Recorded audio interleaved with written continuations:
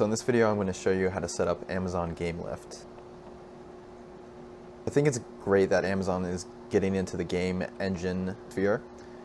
Right now, I would say Amazon GameLift is in its infancy and doesn't really compete with Unity or Unreal Engine, but it is cool to go in and at least try out. And I do think that Amazon does have the money to improve Amazon GameLift in the future in order to compete with other game engines out there. They obviously have the money to be able to do that in the future. Right now, what I think it's missing is that it's lacking with documentation. There's not a lot of community support. It's more expensive than other options out there. Anyways, I'm gonna walk you through, just kind of show you what features it has right now. If you click into Test Amazon GameLift, it'll show up. Essentially, it's just gonna create a test client and server for you to try out. Go ahead and add the build.